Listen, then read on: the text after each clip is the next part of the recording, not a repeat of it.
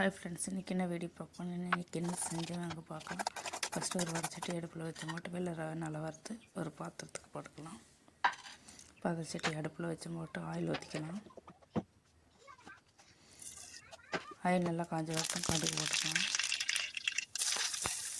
கடுகு நல்லா பொரிஞ்சப்போ வெங்காயம், இஞ்சி, பச்சை மிளகாய் போட்டு நல்லா வதக்கிக்கலாம். நல்லா வதங்கி கேரட்டு சேர்க்கலாம்.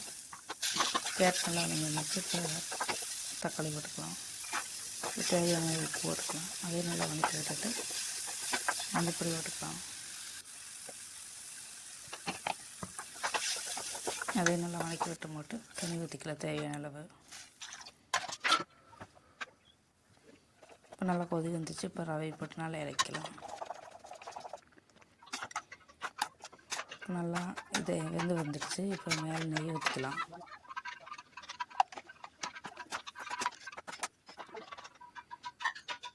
இப்போ காலையில் சாப்பாடு ரெடி ஆகிடுச்சு. மதியத்துக்கு நான் நெத்தி மீன் வாங்கியிருக்கேன்.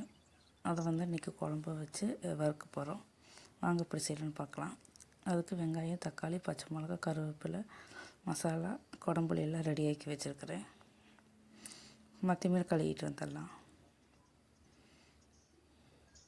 மற்ற மீன் கழுவி வச்சு அதை ஃபஸ்ட்டு பரட்டி வச்சிடலாம். மிளகாப்பொடி, மஞ்சப்பொடி, உப்பு போட்டு பரட்டி வச்சுக்கலாம்.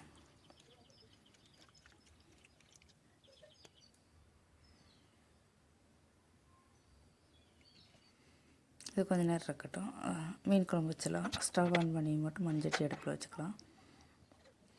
மண்சட்டி நல்லா காஞ்சதுக்கப்புறம் ஆயில் ஊற்றிக்கலாம். வெந்தயம் போட்டுக்கலாம். பெரிய வெங்காயம், பச்சை மிளகாய், கருவேப்பிலை போட்டுக்கலாம். இதெல்லாம் நல்லா வதங்கட்டும். உப்பு தேவையான அளவு போட்டுக்கலாம். தக்காளி சேர்த்துக்கலாம். அதை நல்லா வதக்கி விட்டுக்கலாம். இப்போ அரைச்சி வச்ச மசாலா சேர்த்துக்கலாம். மசாலா நல்லா வதக்கி விட்டதுக்கப்புறம் தண்ணி ஊற்றி குடம்புளி சேர்த்துக்கலாம். இப்போ நல்லா கொதி வந்துச்சு. இப்போ மீனை போட்டுக்கலாம். இப்போ தோசைக்கல் அடுப்பில் வச்சு மட்டும் ஆயில் ஊற்றி மட்டும் மீன் ஒன்று போட்டு பொரிச்சிக்கலாம். குழம்பு நல்லா கொதி வந்துடுச்சு. மீன் நல்லா வெந்து வந்துடுச்சு.